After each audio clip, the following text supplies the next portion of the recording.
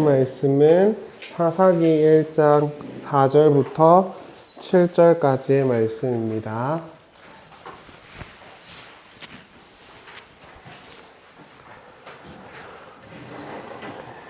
사사기 1장 4절부터 7절까지의 말씀입니다.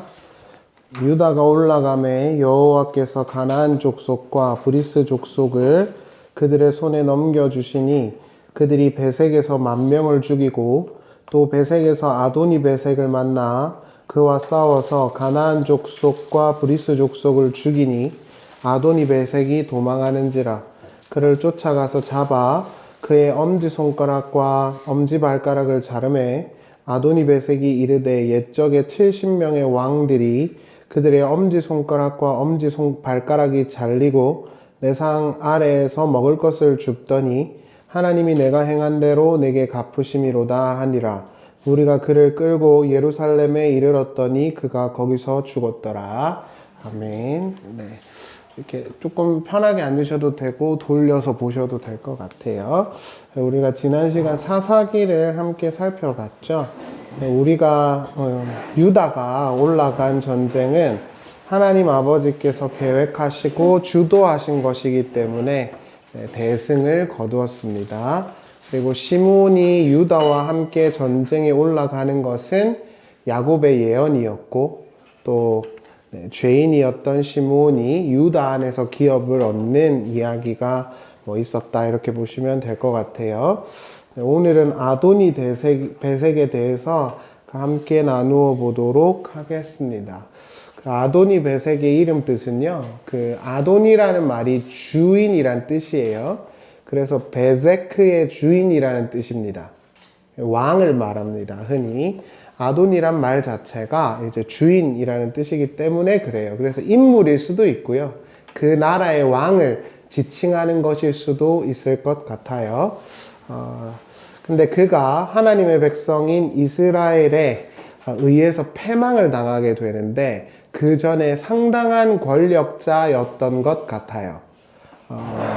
어떤 말을 하냐면 7절을 한번 보실래요? 아도니 베색이 이르되 옛적에 70명의 왕들이 그들의 엄지손가락과 발가락이 잘리고 내 상 아래서 먹을 것을 줍더니, 이렇게 나옵니다. 여기서 이제 손가락과 발가락을 잘랐잖아요. 그 히브리어 원문으로 보면 잘게 자른다, 이런 뜻이거든요. 그래서 잘랐대요. 이거를 왜 잘랐느냐, 조폭이냐, 그건 아니고 이때 당시에 왕이 누구를 점령을 하면은 엄지손가락이랑 엄지발가락을 자르는 게 관례였어요. 그러니까 70명을 정복했다는 뜻입니다, 아도니 베색이. 그러니까 엄청나게 힘이 셌던 사람이고 힘있던 나라의 왕이었던 것 같아요. 그래서 70명을 죽인 거예요. 그리고 그 70명이 자기의 상 아래서 주워 먹었다 이러는데 히브리어 원문을 보면 애걸, 구걸, 복걸했다는 뜻이에요. 강조 형태로 돼 있거든요. 그래서 구걸해가지고 70명의 왕들이 자기 앞에서 먹을 걸 구걸했었다, 이런 겁니다. 그런데 그런 아도니 베색이 하나님에 의해서 패망하게 된 거예요. 화무 11홍이라는 말을 아시죠? 권력이라는 게 며칠 안 간다는 소리예요. 세상에 힘과 권력이라는 게 오래 가지 않는다는 뜻입니다. 그리고 이 세상에 어떤 힘과 돈과 명예와 나라는 얼마 가지 않습니다. 이게 성경의 선언이에요. 그리고 그것이 정확하게 여기에서 드러나고 있는 것이죠. 성경이 말하는 복음의 가치는 세상 나라는 무너진다는 거예요. 세상의 나라와 세상의 힘과 세상의 권력은 반드시 무너집니다. 이게 성경의 선언이에요. 그럼 성경은 어떤 이야기를 하고자 하느냐? 하나님의 나라가 도래할 거라고 말해요. 이게 기본적인 스탠스입니다. 그래서 기독교는 어떤 세상에 있는 정치인들이나 나라나 체제나 이런 거에 대해서 편향돼 있을 수가 없어요, 원래는. 왜냐하면 세상적인 체계라는 것 자체가 결국엔 하나님에 의해서 무너질 거거든요. 그러면 어떤 나라가 올 거냐? 하나님의 나라가 올 거예요. 그게 아도니 베색의 이야기 속에 들어와 있는 것이죠. 그래서 아도니 베색이라는 사람이 70명을 내가 다 자르고 내 밑에 굴복시켰어 이렇게 말하는 이유가 있는 거예요. 이렇게 힘이 있고 대단하고 자기의 권력을 추구하던 사람도 한순간에 멸망해요. 누구에 의해서요? 하나님 나라에 의해서. 성도들은 여기에서 한 가지를 깨닫게 되는 것이죠. 우리가 바라볼 수 있는, 그리고 우리가 궁극적으로 지향해야 되는 건 정의와 공평과 사랑이 넘치는 하나님 나라라는 것이죠. 그걸 성경이 지금 말하고 있다고 보시는 게 맞아요. 그래서 성경을 보거나 기독교인이라고 할 때는 적어도 이런 스탠스가 필요해요. 여기는 우리의 나라가 아니고 하나님의 나라가 반드시 올 거다. 그리고 지금 득세하고 있는 세력도 반드시 패망한다. 이게 하고 싶은 이야기예요. 제 이야기가 아니고 성경의 이야기예요. 근데 이제 요즘에 시국이라 저는 이걸 화요일날 탈고를 끝낸 겁니다. 네, 오해하실까봐 드리는 말씀인데 저는 설교문을 원래 주초에 다 끝내요. 그래서 매일매일 쓰거든요. 그래서 말씀드리지만 아주 원론적인 성경의 스탠스를 말씀드리는 거예요. 저 화요일날 이걸 탈고를 끝냈거든요. 다니엘서 2장 31절 한번 보실래요? 왕이여 왕이 한 큰 신상을 보셨나이다. 그 신상이 왕의 앞에 섰는데 크고 광채가 매우 찬란하며 그 모양이 심히 두려우니 그 우상의 머리는 순금이요 가슴과 두 팔은 은이요 배와 넓적다리는 노치요 그 종아리는 쇠요 그 발은 얼마는 쇠요 얼마는 진흙이었나이다. 또 왕이 보신즉 손대지 아니하는 돌이 나와서 신상의 쇠와 진흙의 발을 쳐서 부서뜨리매 그때 새와 진흙과 녹과 은과 금이 다 부서져 여름 타작마당에 겨같이 되어 바람에 불려간 곳이 없었고 우상을 친 돌은 태산을 이루어 온 세계에 가득하였나이다. 이렇게 나옵니다. 바벨론의 왕이었던 느부갓네살이 꿈을 꾸죠. 그리고 아시다시피 꿈에 큰 신상, 상이 하나 나오는 거예요. 근데 엄청 거대하고 화려했던 것 같아요. 근데 그 신상이 작은 돌에 의해서 부서집니다. 말이 안 되죠. 어떻게 작은 돌에 의해서 부서집니까? 그래서 느부갓네살이 굉장히 고심을 합니다. 우리는 지금 꿈 이러면 프루이트가 남겨놓은 그 영향력 때문에 이제 예를 들어 갖고 우리가 일상생활 할 때요. A라는 걸 많이 생각하잖아요. 그럼 그게 꿈으로 나오잖아요. 아시죠? 이게 프루이트가 말했던 꿈에 대한 해석이에요. 욕망이 드러나는 것이거든요. 근데 고대에는 그런 게 없잖아요. 꿈 이러면 신이 줬다고 생각했거든요. 그래서 이게 무슨 말이지 했더니 다니엘이 가서 말해주는 게 이겁니다. 너가 이거 봤지? 이렇게 해요. 그 뒤에 다니엘이 뭐라고 그 예언을 하냐 하면은 너가 환상을 봤지? 근데 그 환상이 돌에 의해서 깨질 거야. 이걸 좀 이따가 다니엘은 하나님의 나라가 이 땅에 영원히 설 것이다 라는 예언입니다 라고 말을 해줘요. 지금 세상 왕국은 굉장히 힘이 있고 화려하고 대단해 보이겠지만 반드시 하나님의 손에 의해서 멸망될 것이고 하나님이 세우신 영원한 나라가 올 거라는 예언입니다 라고 다니엘이 해석을 해줘요. 여기서 금은 바벨로니아고 메대고 바사고 이런 거 의미가 없어요. 로마고 뭐 이런 거 저도 다 압니다. 그러나 그런 이야기는 의미가 없어요. 말하고자 하는 내용은 이겁니다. 두 가지예요. 간단하게 설명을 드릴게요. 성경이 말하는 거. 제국은 끊임없이 찬탈하고 약탈하고 강해질 것이다. 악의 세력은. 그래서 금, 배 이렇게 가면 금이요, 쇠요 이렇게 되잖아요. 쇠가 제일 세거든요. 그래서 이제 어떤 사람들은 로마를 말한다 이렇게 말하기도 하죠. 근데 중요한 건 이거예요. 끊임없이 세상 나라들은 더 세질 거고 흉악해질 거예요. 그런데 그 나라가 제국이 하나님이 보내신 돌에 의해서 무너지는 거예요. 이상하잖아요. 아주 거대한 신상이 자그마한 돌에 무너진다는 게 말이 됩니까? 안 되잖아요. 근데 그게 성경의 예언입니다. 우리는 성경을 믿기 때문에 그걸 확고하게 믿는 거죠. 그럼 돌은 누구냐? 예수 그리스도를 말해요. 본인이 직접 말씀하셨어요. 보실래요? 마태복음 21장 42절을 보세요. 주님이 말씀하셨죠. 42절. 예수께서 이르시되 너희가 성경의 건축자들이 버린 돌이 모퉁이의 머릿돌이 되었나니 이것은 주로 말미암아 된 것이요 우리 눈에 기이하도다 함을 읽어본 일이 없느냐. 그러므로 내가 너희에게 이르노니 하나님 나라를 너희는 빼앗기고 그 나라의 열매 맺는 백성이 받으리라. 자, 여기 나오죠. 돌 위에 떨어지는 자는 깨지겠고 이 돌이 사람 위에 떨어지면 그를 가루로 만들어 흩으리라 하시니 이렇게 나오죠. 돌이 누구죠? 예수라고 말하는 거예요. 이 세상 나라는 나라는 돌에 의해서 반드시 무너지고 멸망될 것이다. 실제로 로마 있지 않습니까? 로마가 그 굉장히 큰 땅덩어리를 가지고 있었는데 기독교를 엄청 박해하죠. 근데 313년에 여러분들이 아시다시피 밀라노에서 콘스탄티누스가 기독교를 인정해줘요. 국교라고 안 했습니다. 이거 잘못 생각하는 거예요. 이제 기독교 박해 안 할게. 너네 기독교 해. 이러고 딱 갔더니 기독교인이 로마에 쫙 깔려 있었어요. 그래서 로마가 자연스럽게 기독교 국가가 된 겁니다. 그러니까 우리는 기독교니까 기독교 믿어야가 아니에요. 깠더니 전부 다 기독교였어요. 그러니까 성경에서 말하는 가치는 이것입니다. 이 세상은 굉장히 지금 득세하고 힘있고 대단해 보이고 화려하겠지만 하나님이 세우시는 예수 그리고 그 예수의 가치, 복음의 가치를 가지고 있는 자들이 영원한 나라를 유업으로 받을 것이다. 그렇기 때문에 성도는 반드시 둘 중에 하나를 선택하게 됩니다. 이 아래의 세상 사람들처럼 돈과 힘과 명예와 권력을 추구하면서 세상 나라의 집단으로 살 것인가? 아니면 예수 그리스도처럼 하나님을 예배하고 찬양하는 자로 살아갈 것인가? 반드시 이 두 가지밖에 없어요. 그런데 지금 당장은 세상 나라가 대단해 보일 겁니다. 근데 성경은 뭐라 그러냐면 그 나라는 반드시 멸망할 거라 그래요. 그럼 어떤 나라가 영원하죠? 예수 그리스도 같이 하나님 아버지를 예배하고 찬양하는 자들의 나라가 영원할 것입니다. 그걸 믿으면 난 기독교인인 거예요. 교회를 오느냐 안 오느냐가 중요한 게 아닙니다. 교회 다녀도 헛소리 하는 사람들 너무 많잖아요. 그건 중요하지 않아요. 진짜 중요한 건 내가 추구하는 가치가 무엇인가 하는 거예요.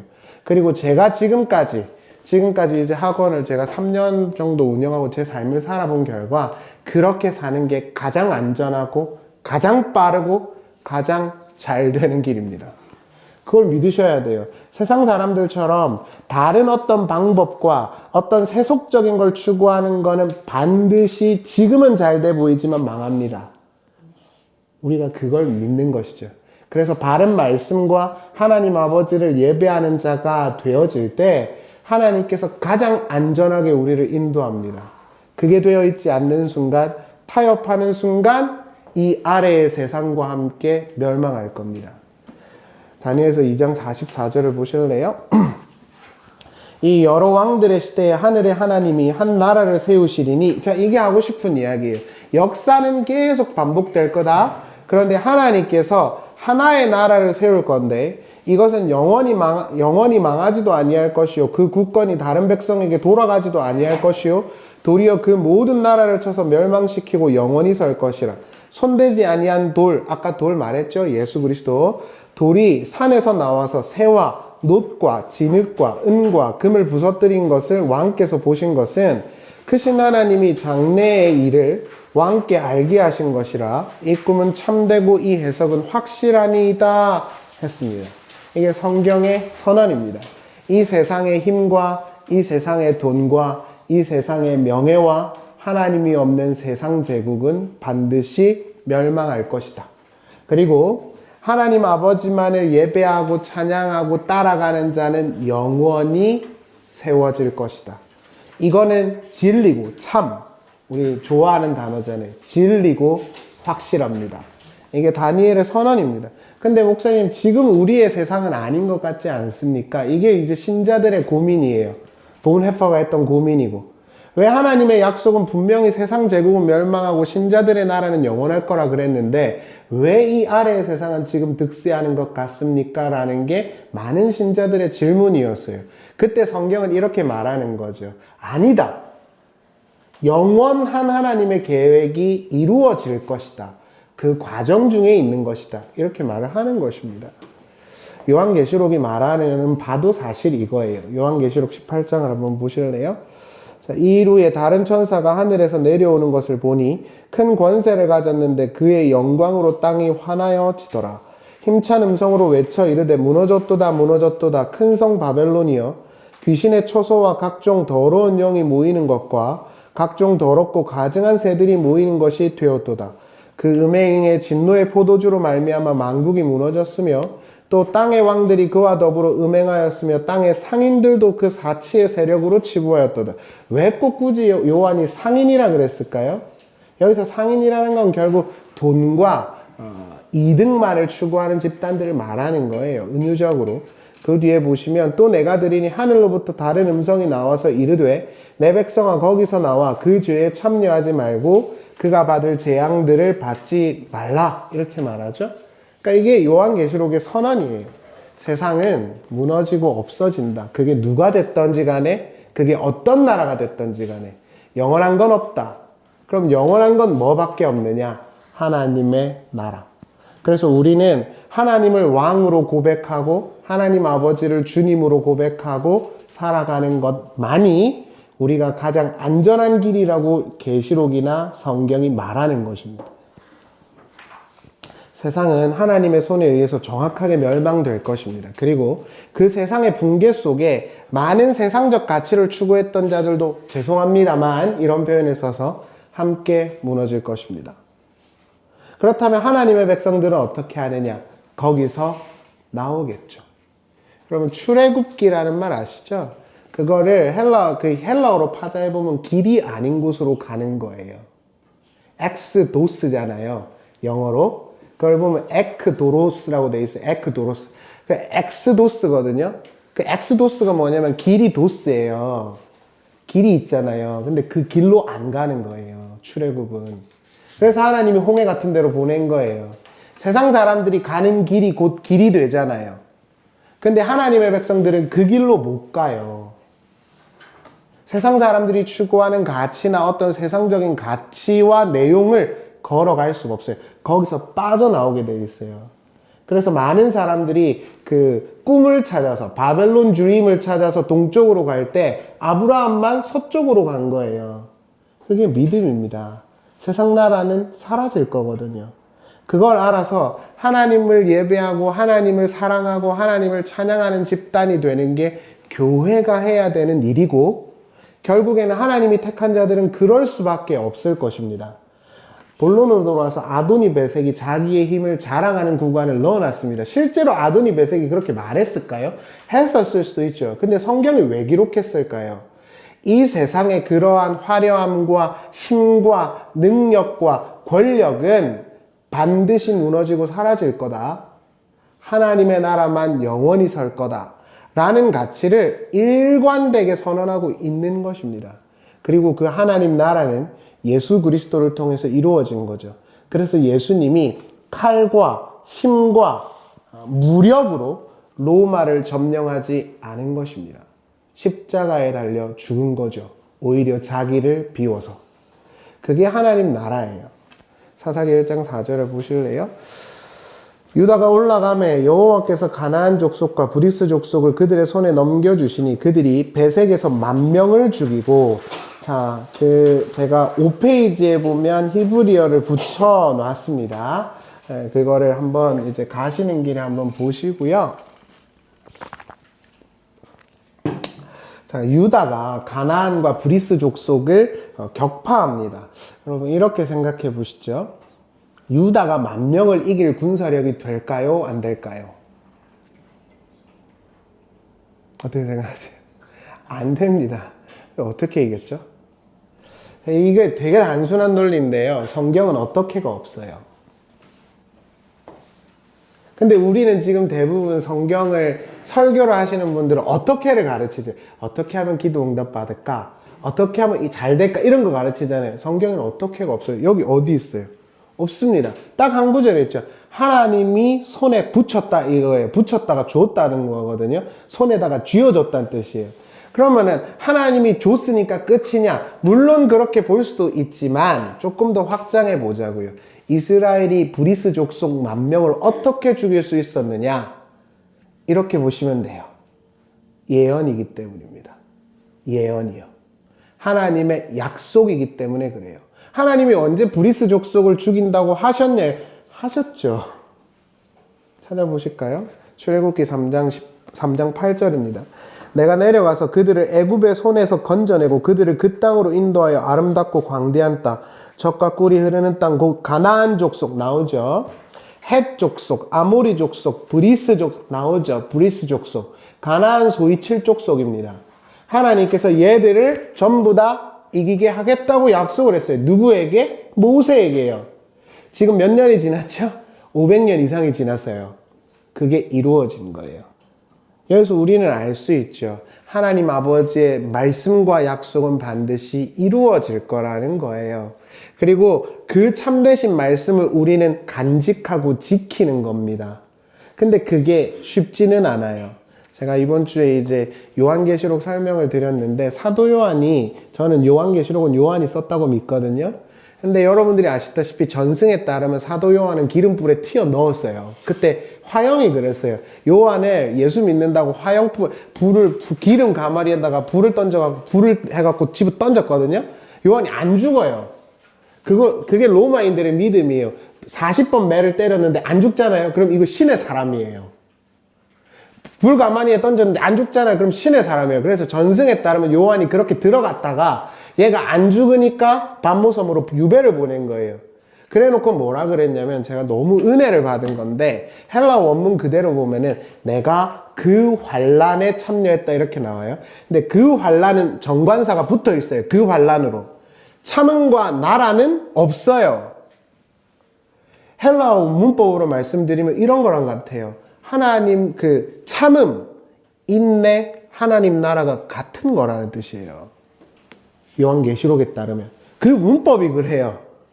참음, 그 참음이야, 인내야, 나라야 이렇게 돼 있어요. 그러면 그 참음과 그 나라와 그 인내가 같다는 뜻입니다. 하나님의 약속을 받는 사람들은 인내가 요구된다고요. 그러나 우리가 인내할 수 있는 이유는 있죠. 왜요? 이루어질 것이니까. 나를 향한, 우리를 향한 하나님의 뜻이요. 그걸 믿은 사람들이 지금 복음을 전했던 거고, 여러분들이 지금 그 복음을 받은 겁니다. 목숨을 걸고 전했던 이들이. 교회가 사라지고 나라가 위험해지고 여러 가지의 것들이 어려워질 거라고 많은 사람들이 이야기하지만 이걸 믿으셔야 됩니다. 하나님의 나라와 우리는 사라지지 않습니다. 진리는 사라지지 않아요. 그래서 우리는 그걸 믿고 그 가치를 고수하는 거예요. 그래서 하나님께서 이야기하신 거예요. 가나안 족속과 브리스 족속을 내가 쳐서 그 땅을 주마. 한 번 더 말씀하세요. 17절 보실래요? 내가 말하였거니와 내가 너희를 애굽의 고난 중에서 인도하여 내어 젖과 꿀이 흐르는 땅, 곧 가나안, 헷, 아모리, 브리스 족속. 또 나오죠? 이스라엘 백성들이 여기를 다 들어갑니다. 그래서 이기죠. 그러니까 어떻게 아도니베섹의 10,000명을 이겼나요? 70명의 왕은 못 이겼는데 한 가지입니다. 하나님이 약속한 것이기 때문에 그래요. 그리고 우린 그걸 믿는 것이죠. 하나님이 살아계시고 하나님의 약속은 신실하게 이루어질 것이라고 믿는 겁니다. 우리를 향한. 목사님 지금 상황이 쉽지가 않아요. 녹록하지 않아요. 괜찮습니다. 죽이지 못합니다. 우리를. 그분이 살아계시기 때문에. 세상 나라의 멸망과 하나님 나라의 도래는 하나님의 말씀이고 약속이에요. 그리고 진리입니다. 그래서 반드시 오겠죠? 그리고 그걸 믿고 우리는 살아가는 거예요. 그리고 우리는 그 약속의 말씀을 가슴에 품고 살아가는 것인데, 걱정하지 않으셔도 되는 것은 우리가 그 약속의 말씀을 갖고 살아갈 때 하나님의 눈이 우리를 향해 있어요. 그리고 그 하나님이 우리를 지키실 겁니다. 그런데 그게 없어지는 순간 하나님은 그들에게서 눈을 떠나보내요. 여러분들이 아시다시피 이스라엘 사람들이 지금 제3성전을 예루살렘에다가 지으려고 한다고 하잖아요. 하거든요. 혹시 들어보셨어요?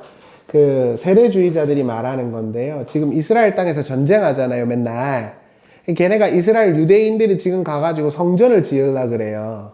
근데 성전을 못 짓습니다. 왜 못 짓는 줄 아세요?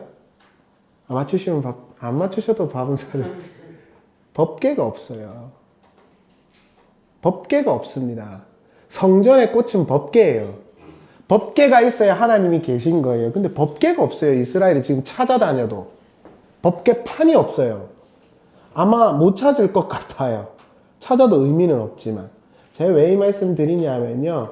아무리 외관이 좋아도 하나님의 약속의 판이 없으면 그건 교회당이 아니에요. 여러분, 우리가 하나님의 그 영원한 약속을 내 마음에 가지고 있으면 우리 위에 하나님의 지성소가 열린 거예요. 우리가 성전이라고요. 하나님의 눈이 우리를 향해 있어요. 제가 얼마 전에 본 책 중에 제가 추천한 건 할게요.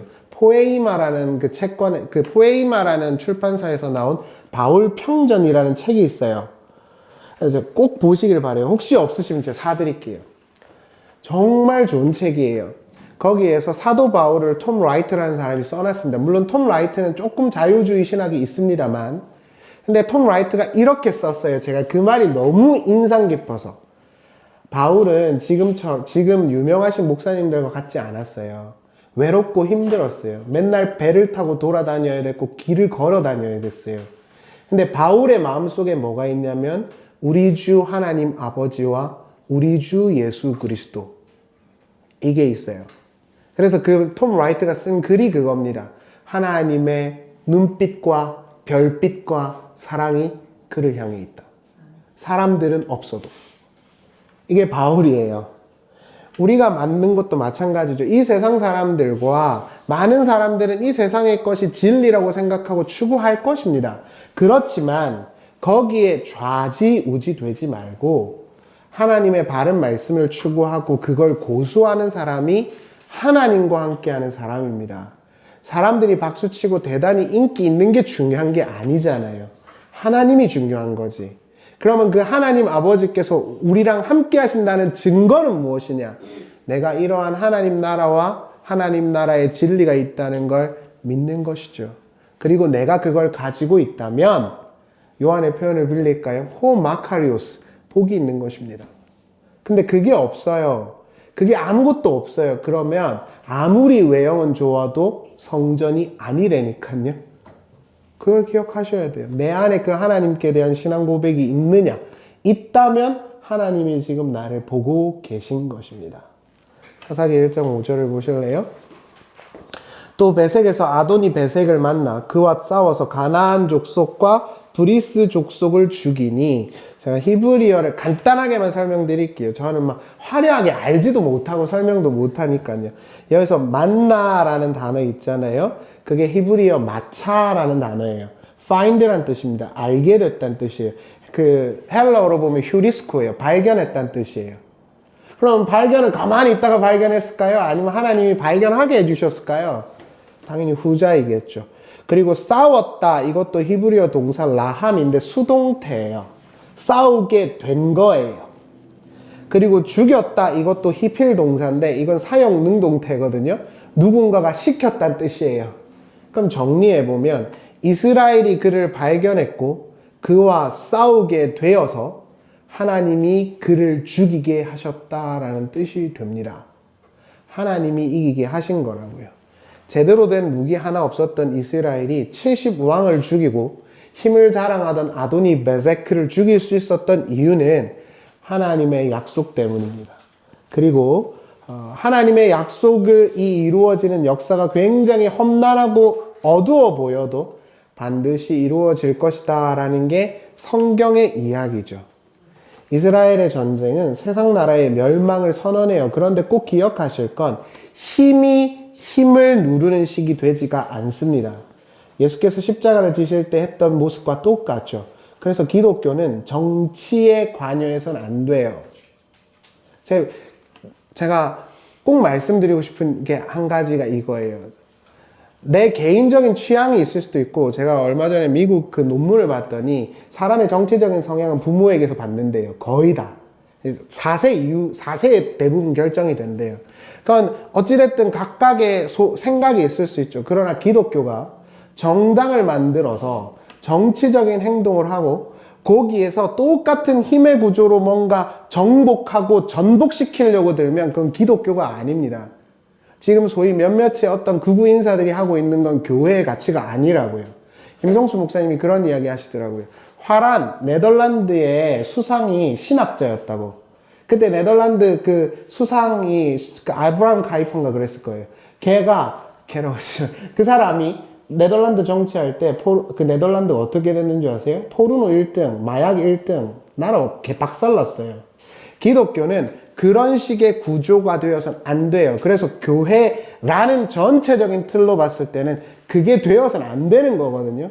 근데 제가 너무 안타까운 건 그런 사람들이 너무 주류를 이루고 있어요. 그래서 제가 요즘에도 인터넷 기사를 보면 개독이라는 말이 끊임없이 나와요. 기독교는 그렇지가 않은데.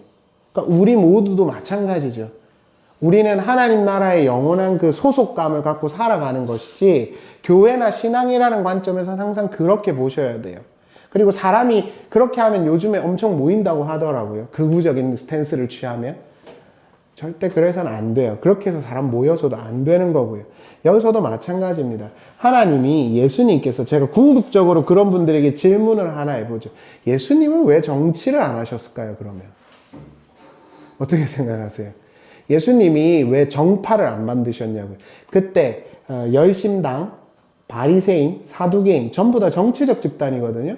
근데 예수님이 안 만들어요. 그거의 한계와 구조를 아시는 거예요. 하나님 나라는 힘을 약탈하는 게 아니라는 걸 아신 거예요. 그래서 역설적으로 십자가에 죽어버린 거예요, 예수님께서. 그리고 부활하셨죠. 죽는 게 사는 거야, 이걸 보여준 거예요. 근데 복음을 가르치는 곳에서 여전히 세상 사람들이 추구하는 돈과 명예와 권력과 어떤 정치적인 걸 가르치고 강론한다고요? 그건 있을 수가 없는 일입니다. 여러분들이 아마 대부분 이거에 동의하시기 때문에 설교를 들으실 수 있다고 생각하는데 잘 하시는 겁니다. 제가 하나님이랑 그렇게 친한지는 모르겠지만 여러분이 맞습니다. 만약에 그 이상의 것을 생각하거나 편향돼 있는 기독교적 어떤 스탠스를 취하면서 이게 기독교다라고 말하는 순간 그건 기독교의 전체를 태워버리는 거예요.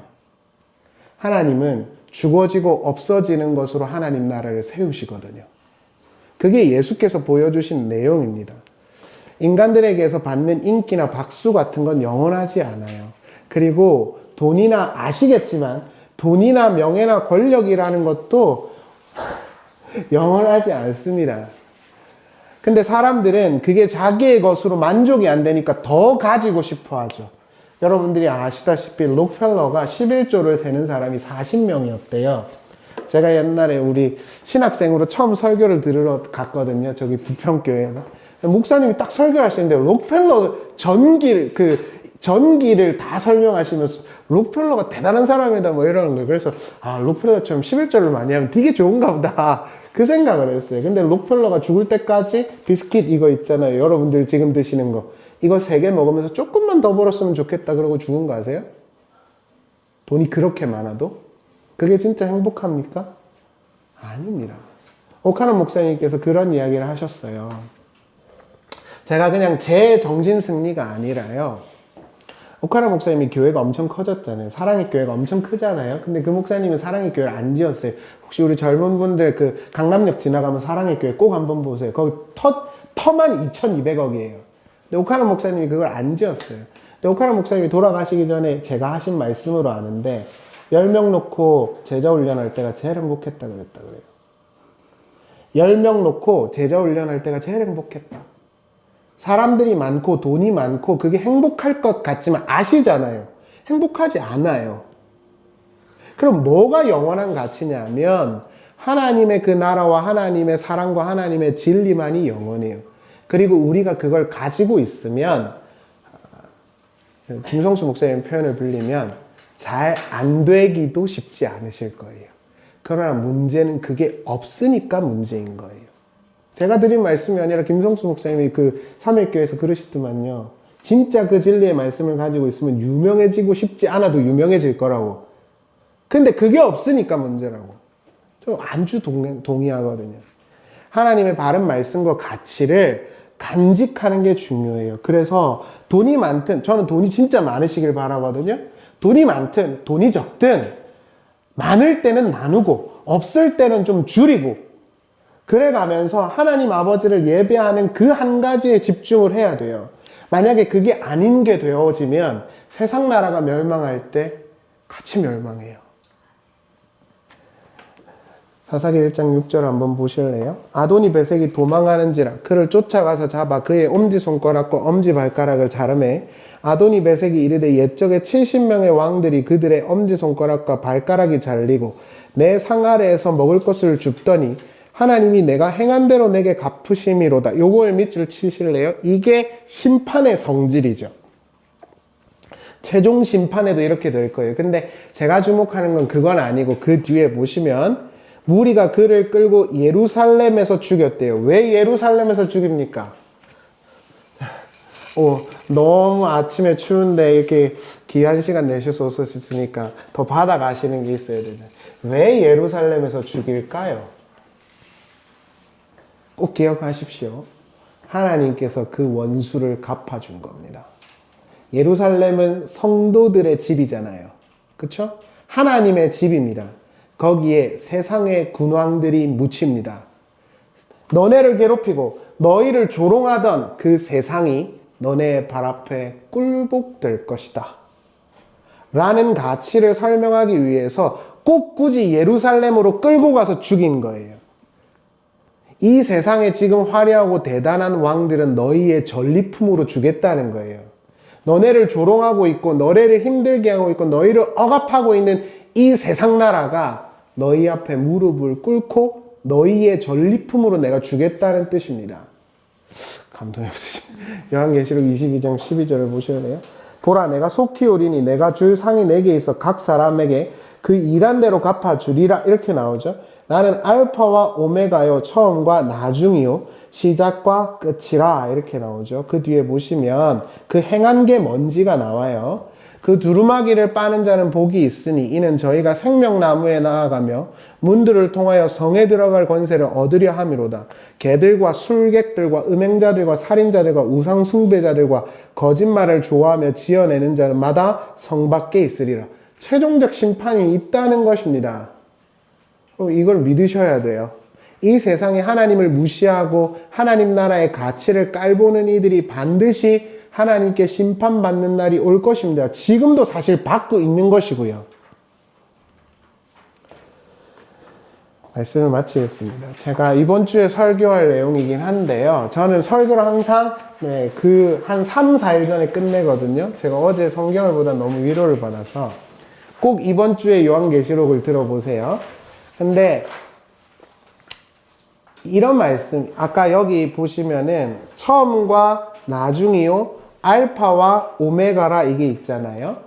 근데 이거를 요한계시록에서 뭐라 그러냐면 이제도 계시고 전에도 계시고 장차 오실리 이렇게 표현을 하거든요. 그게 여호와라는 뜻이잖아요. 그러니까 성도들에게 이렇게 말하는 거예요. 내가 역사를 시작했기 때문에 역사를 끝낼 거야. 그리고 그 가운데서 7 영이라는 게 있어요. 이번 주에 꼭 들으세요. 성령님께서 7 영이래요. 7 영이 땅에 충만했다 그랬거든요. 7은 충만수예요. 충만하다는 뜻이에요. 하나님이 계획을 설립하시고 그 계획이 진행되도록 성령께서 이 땅을 지배하시고 지리하실 것이라는 이야기를 하고 있는 거예요. 그러니까 뭐라고요? 하나님을 믿는 너희들아 믿음을 갖고 화려하든 가난하든 위대하든 낮아져 있든 순종하며 자기의 자리를 잘 살아가라. 너희에게 영원한 내 나라를 줄 것이다. 라고 말씀하는 겁니다. 힘들고 어려운 시대잖아요. 그렇지만 우리 모두 다 바른 진리의 말씀과 하나님 나라를 잘 생각하면서 그걸 잘 간직하면 좋을 것 같아요. 기도하시겠습니다.